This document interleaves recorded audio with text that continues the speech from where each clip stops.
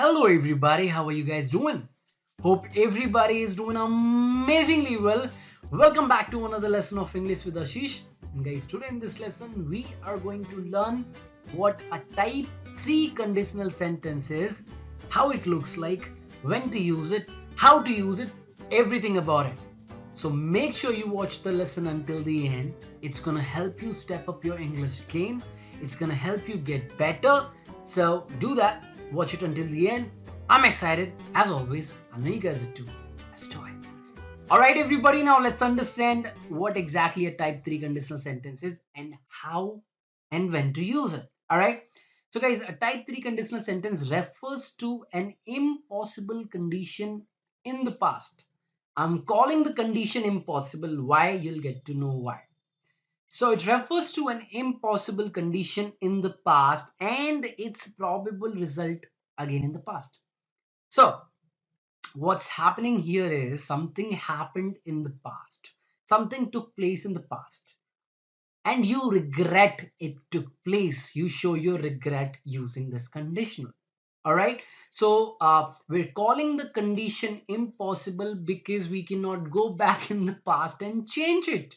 Can you do that? Can you change the past? No, you cannot. You cannot go back in the past and change what happened. You can learn something from the past and use it to make the future better, but you cannot change the past, right? You cannot erase it.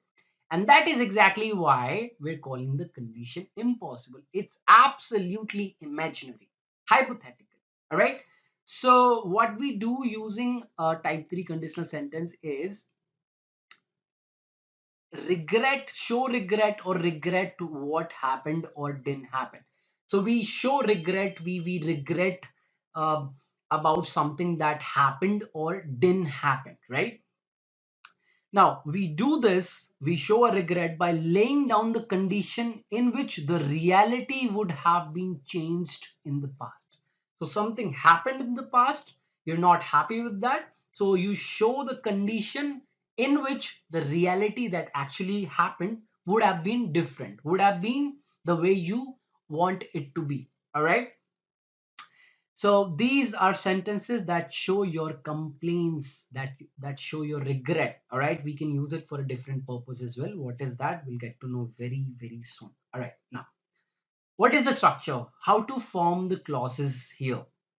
So the condition clause is formed this way. First comes if, the conjunction followed by the subject of the if clause followed by the auxiliary verb had followed by the main verb in the past participle form V3. All right.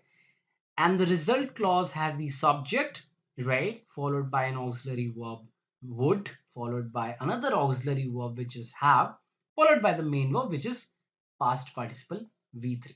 All right. Now, if clause can come before the result clause can come before the if clause. Both the structures, both the arrangements are possible. Let's take some examples and understand this. If you had listened to me, you would not have lost your money. If you had listened to me, you would not have lost your money. So the reality is, I'll tell you what actually happened. What actually happened is you lost your money. You lost your money.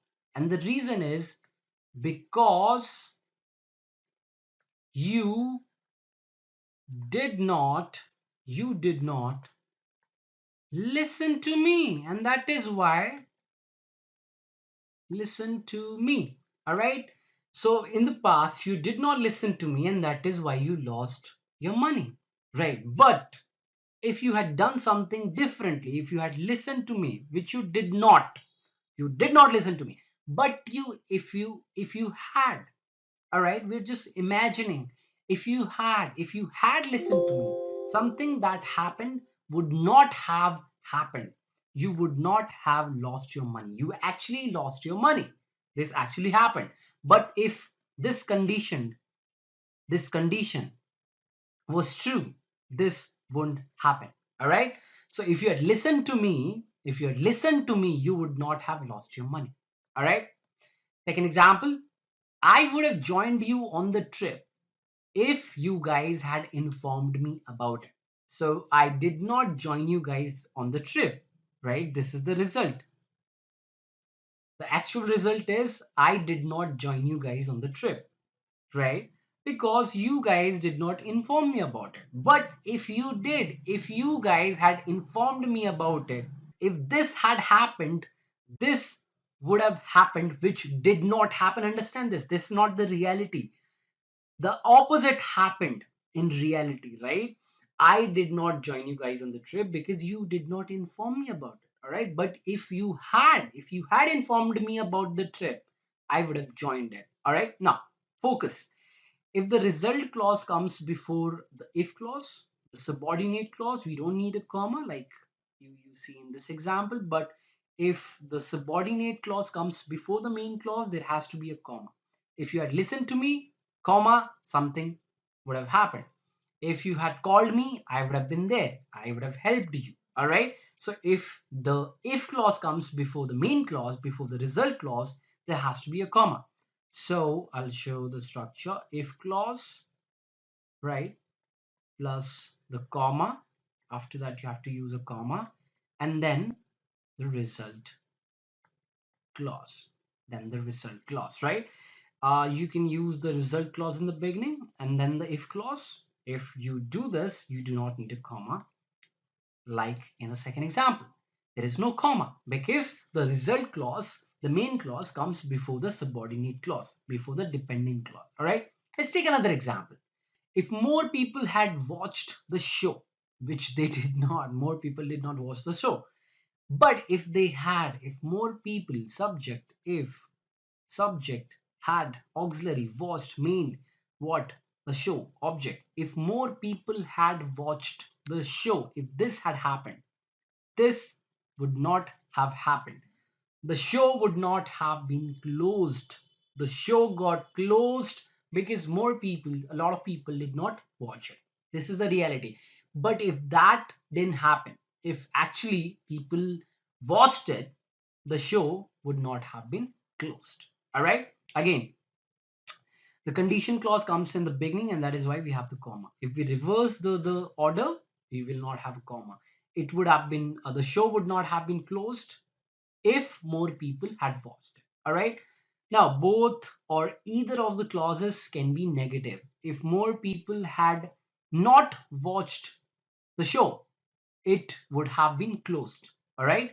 Both the clauses can be negative as well. If more people had not watched the show, it would not have been closed, right? Something else can also be said. For example, if more people had watched the show, had not watched the show would not have been successful. All right. Now, sometimes you do not regret what happened in the past. All you do is you attribute something to what happened in the past, to basically a situation, all right, that is generally positive. So you attribute a situation or a person for something that happened, and you generally compliment the person, you give props to the person. I'll show you examples to make you understand. All right. Example number one: if my father hadn't come on time, we would have been behind bars, right? So we did not go behind bars because my father came on time. So he saved us. He rescued us. All right. So I'm giving props to my father, right? I'm giving credit to my father for us not going behind the bars. All right. So if my father hadn't come on time, if this hadn't happened, we would have been behind bars. All right. We would have been behind bars. So I'm not regretting anything. I'm just giving props to somebody, which is my father here. If I had not taken classes from you, if I hadn't taken classes from you, the reality is I did take classes from you. All right. But if I hadn't taken classes from you, I would not have topped my class. I actually topped my class, but this wouldn't have been possible, right? This would not have been possible if this hadn't happened. So I'm attributing your classes to the success I had, right? I topped my class because of the classes I took from you, right? So I'm giving props to you in a way. All right. So we also do that. We don't always regret what happened in the past. We can also give credit to somebody for a situation that took place or did not take place in the past. All right. Now, the if clause is possible without the conjunction if. Yes, that's possible. How? Let me show you how. So the normal structure is first comes if, followed by the subject, followed by had, followed by the past participle. Correct. You can drop if here. You can start with had, followed by the subject, followed by the past participle. All right. Do not get confused. Look at some examples and understand how it functions, how it works. All right. So the normal structure, the regular example with if clauses. All right. If I had completed my work on time, I would not have been thrown out of the class, right? If I had completed my work on time, which I did not complete my work on time, and that is why I was thrown out of the class, right? I was thrown out of the class. This actually happened. The opposite, the scene, the situation that I wanted uh, to be there is if I had completed my work on time, I would not have been thrown out of the class, right? So I can simply say, had I completed my work on time, had I completed my work on time, I would not have been thrown out of the class, or I would not, I would not have been thrown thrown out of the class. You can use the if clause later as well, right after the main clause. I would not have been thrown out of the class had I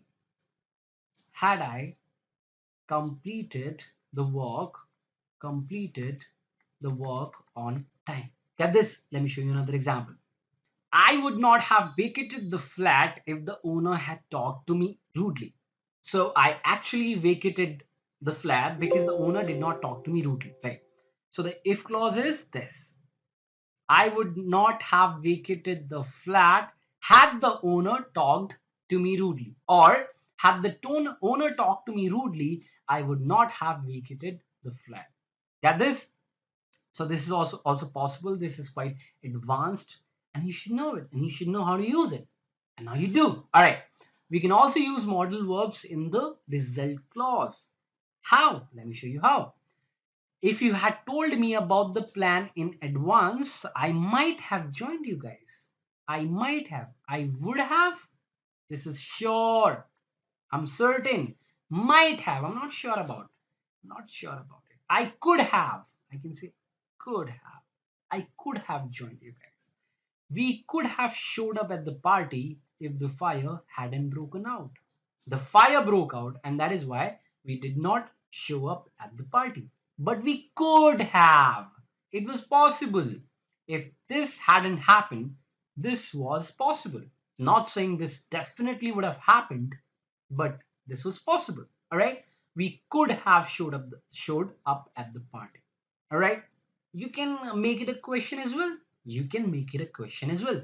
For example, would you have showed up at the party if the fire hadn't broken out? Let me write it down for you guys. Would you have showed up showed up at the party, right? If the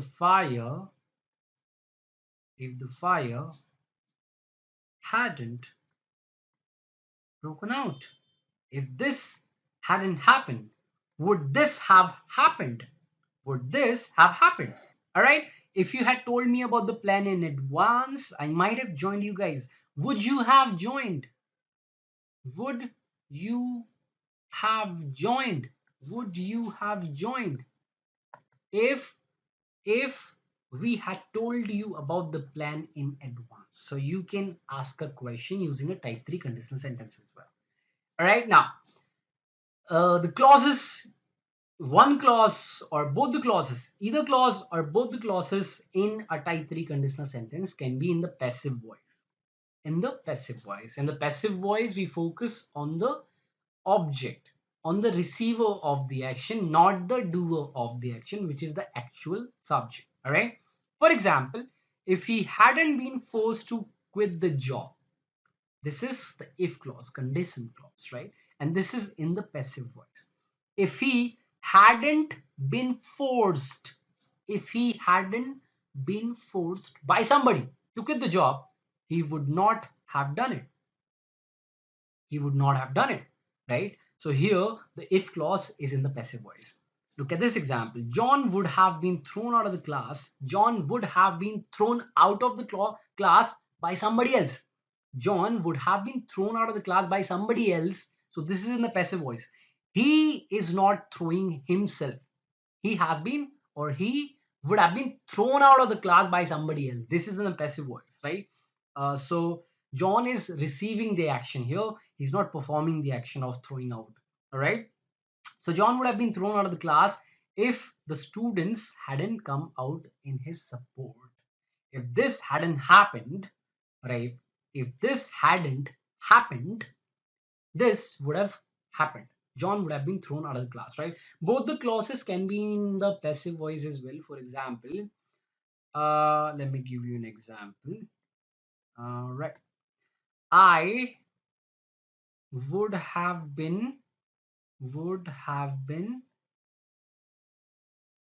killed. I would have been killed if my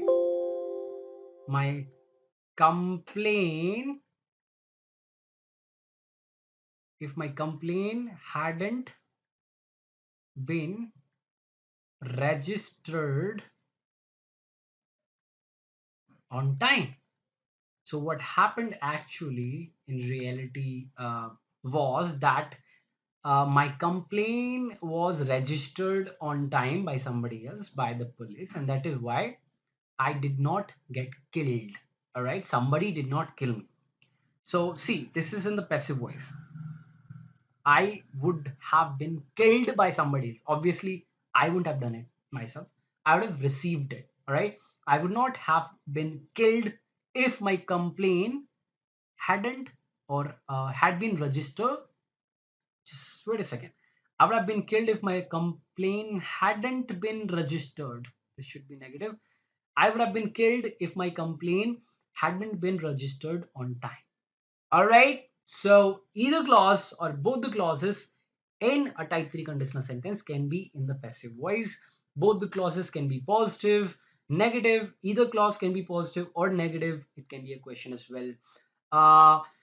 Would you have quit the job? Would you have quit the job if the company had forced you a lot or harassed you a lot, right? Would he have been thrown out of the class if the teacher had complained about him? Something like that. All right. So that is what a type 3 conditional sentence is, guys. I'm sure now you know what it is. Now you know what it looks like, when to use it, how to use it, right? When not to use it. Very simple. You just have to practice. All right. So all you have to do is write some sentences, make some sentences, and share with me in the comment section below, and you're good to go. All right. If you have any questions, any doubts, do let me know in the comment section below. If you appreciated this video, if you liked it, hit the like button. If you guys are new to the channel, subscribe to the channel, press that notification button so that every single time I come up with a lesson, you get notified and you get to watch it right away, right? And I'll see you guys very soon. Till then, keep learning, have fun. I'm out. Namaskar.